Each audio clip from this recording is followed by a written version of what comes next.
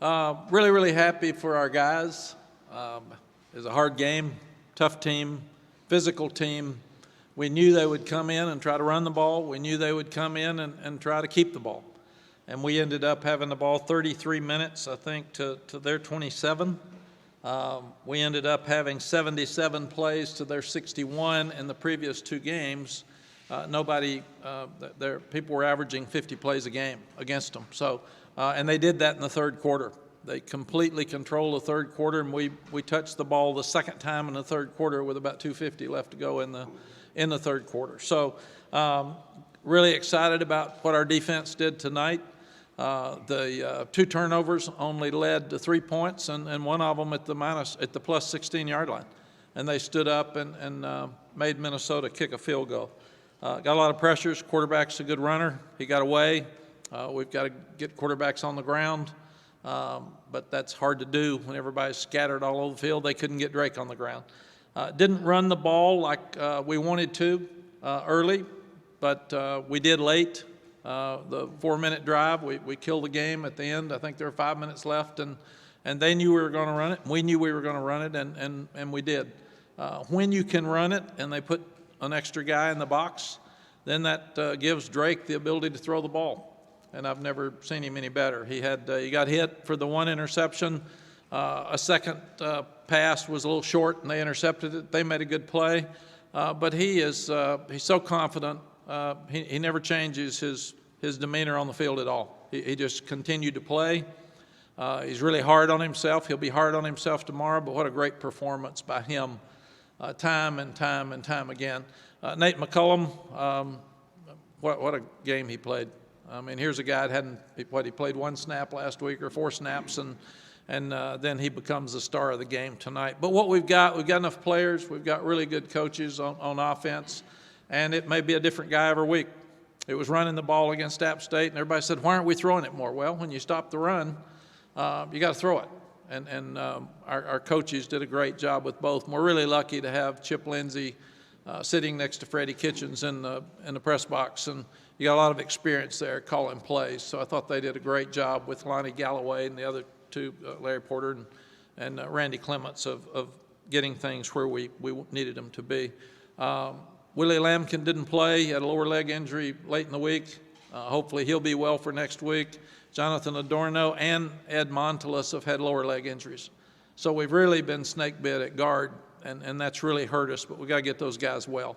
And then you start looking at defensively, we're getting better. We're getting better.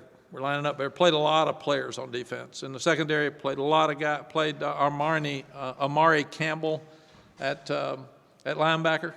Some today for really the first time other than many special teams. But we're 2 and 3 deep up front. And on a hot day, we roll those guys, and I thought it really made a difference in the fourth quarter. Questions? Two things you spoke about in August were complementary football and then closing teams out. After Armani's interception, it was 21-13, they're driving the ball. From that point on, they had 46 yards, and you guys scored 10 points. You're able to do both right there. Yes, Andrew, I really feel like right now that's an older team that's been there, done that, and they get it. And I started to run down and tell our defense, you've got to stop them right now. And then tell the offense, you got to answer right now. And by the time I get there, Cedric Gray's saying, this is the most important drive in the game, and here's why. And here's what you got to do, man. And I'm thinking, hey, I'm good. We got a coach in that huddle. I go to the other end, and there's Corey Gaynor and Drake saying, guys, we can put the game away on offense.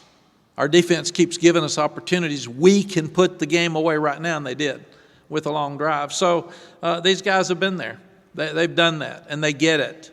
And they don't panic on a holding call on 1st and 20. They get it, and they know what to do. And then you've got what an unbelievable play by Nate McCullum getting his knee down on our boundary. That was such a key play because it was 2nd and 5, and we're needing to get the ball to the other end of the field. So really, really proud of those guys. Protection's better. Like we said, we weren't pleased with our running game, but sometimes there'll be some things we need to do better in the running game. But more than that, I think we're going to see they had a bunch in the box, and they came in and said, we're not going to let those two backs run. and that hurt us. And then the other thing that was a big question mark after App State is, could we play great gap control on defense? We didn't some today, but by and large, we got better, and we were better today than we were last week. Somebody, Aaron? With Nate, he missed the opener, and then he limited snaps last week. How did you guys kind of bring him along, and how was he mentality-wise when it's kind of a bumpy start to a new place and a new offense? Yeah, Aaron, when you've got a soft tissue injury, you really don't know how fast you can bring them back. So you watch them in practice and you watch them run. They're not in great condition when they can't run. So last week we just weren't sure. We weren't sure how much he could do. We didn't want to put him back out there and get him hurt again. And then after the game, he said, I could have played more tonight. I felt good. And then he came out and he was full speed on Tuesday. And then I'm so proud of the way he played tonight. Mack, how happy are you for Chip, and then I'll come here. I was going to say, going into the season, this is kind of what you envision, the Tez Walker on one side and Coffee Yeah. on the other, kind of the tandem of two weapons. Yeah, and you can see how much we've missed Tez. But I'm so proud that J.J. Jones has stepped up. Kobe Paceauer stepped up. Gavin Blackwell made a huge play today till he hit his head. I don't know how he is. He didn't go back in the game, I don't think. So, right, that's the other thing about this team. They're older, and when somebody gets hurt, instead of us talking about who's not playing, we've said we got enough good players. Somebody else has got to step up and play. Yeah, Mack, how happy are you that British got to score that last touchdown at the end, his first touchdown in 2 years? Yeah, is it his first touchdown in 2 years? Was it really? I didn't know that. I was really happy if it had been his 100th because we needed to get in, and I thought we were in twice. But I also thought we were killing clock. And the faster we got in, the less that clock was going to run. And now with these new clock rules, every snap that you can take off gets the game over much faster. So it ended up being a blessing. And that play is supposed to hit to the right. And British has an amazing knack of his patience. He waited and then cut back to find the hole. So really, really proud of him. Mack, did you feel like he did affect the offense? We talked a little about his recovery, but how did he just change the offense today? Well, he became Josh Downs for us today. He was the guy, the go-to guy. Now next week, Pittsburgh's going to start putting two on him, and somebody else will have to step up. And I've never seen anybody do it better than Drake. We've had some great quarterbacks, but Drake has a knack of finding the open player, and he'll do that next week. Why did you go more and more to Armani Chapman at corner? Was Tayon hurt anyway, or did you just like what you were seeing there and decide to stick with it? Yeah, Armani was hurt all spring. He had the shoulder operation and didn't get to do anything. So we kept watching him. He's doing better in practice. He's earned some time. And then when you start putting Elijah Huzzy at nickel, then you've got to look at it. And here's a guy that's played a bunch of snaps as a starter in a game. And Tayon's had a couple of tough plays, loses his confidence some as a redshirt freshman. So we're going to bring Tayon on because he's really talented. But we thought at this time it was time to put the old head in the game, and he responded. Mack, last week you guys relied heavily on the run game, and you'd have this week you kind of leaned on the pass game. What's it kind of mean to this year's offense and the ability to kind of adapt within who they're playing against to pull out wins for you guys? It's who we want to be. You want to be a complementary offense. And I told him at halftime, I don't care if you run another play. Throw it every time if you need to. I said that it's hot. They're not rushing the passer really well. I'm a guy that likes to be balanced. I'm a guy that likes to run the ball, but I'm also a guy that doesn't like to waste plays. And we were too many times where we were 2nd and 9, and don't be stupid. Let's don't be stubborn. Stupid's a bad word. Let's don't be stubborn and keep running against something that we're either not blocking or there's too many there. So I said, let's go. Let's let Drake be Drake. And we were able to do that. Going off of that, we know what Minnesota's defensive line brings, but was there anything in particular they were doing to take away the run schematically? Was there anything they were doing that kind of stifled you all? Yeah, Jeremiah, they had an extra. That safety was down a lot, and he was making a lot of plays on the runs. So I think that was the biggest thing, and that also gave us the ability to throw the ball. Now that your team is 3-0 in the conference portion of the season,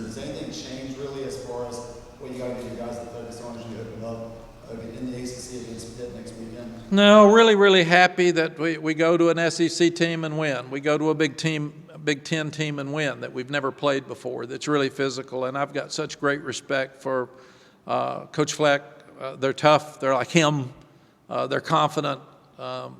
They do things that tested us. And it's things we haven't done very well. We haven't stopped the run when somebody's physical and they just line up. They got one of the best tight ends in the country. 88's huge. And a great player. So I'm a P.J.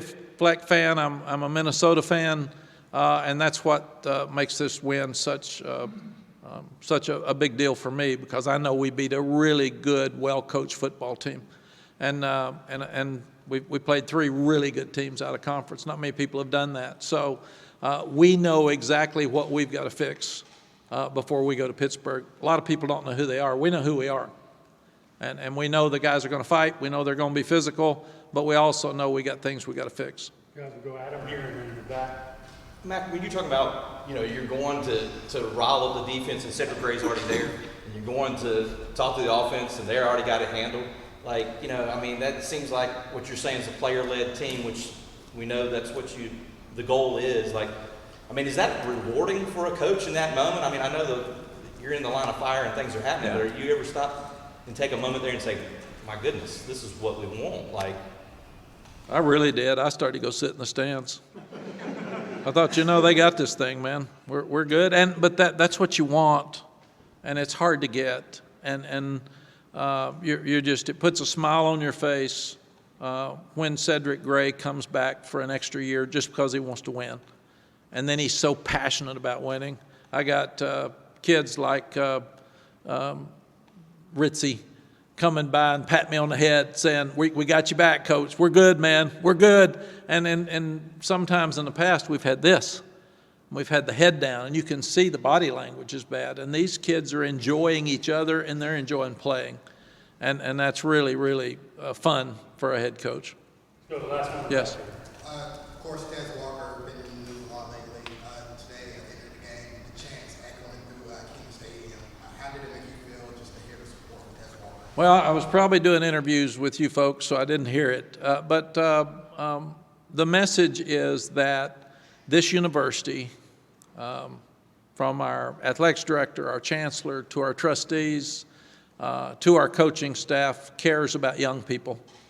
And he is one of ours. And as we've said many times, you want to treat the young man like you would want your son to be treated. And that's what we're doing. And it's 100%. We're not griping. We're not kind of cause trouble. They mentioned the harassment for NCAA members or volunteers. Those people should be put in jail if they're harassing people. That shouldn't be something that we allow. So I'm totally for locking them up, charging them, because you shouldn't ever harass anybody, period, 100%. But my responsibility and what Bubba hired me for is to make sure that I do what's best for our student athletes, and that's what I'm doing. Did we have way too many transfers a couple of years ago? Absolutely. Did coaches, including me, say we need to tighten up the transfer rule? Absolutely.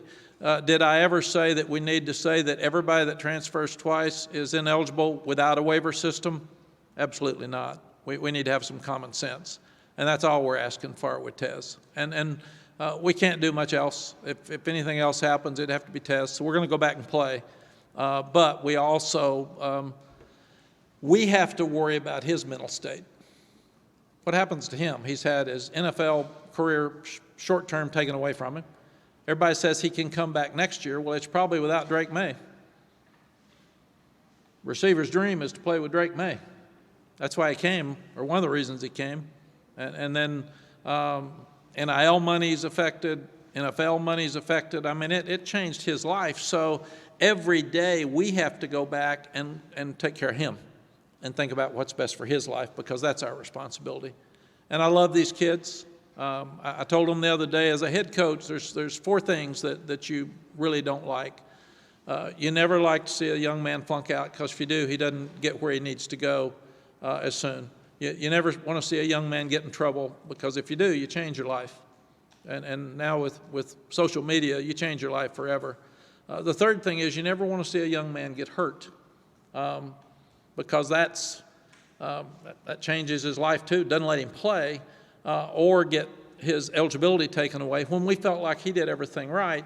And the last thing is I got 120 players and not all of them get to play. And I love every one of them, so it's really hard for me not to see a guy that's trying real hard play. And those are the four things that are really difficult as a head coach at my age. And this one has been very, very difficult for me because I worry about him every minute of every day. And he was down there on the field. He even said one time, he said, "Tempo's getting them, Coach." And I said, "Now you're coaching, man. I got it. I like it. Go tell Coach Lindsey." Appreciate you all. Great win for us. I will see you on Monday. Thank you, Coach.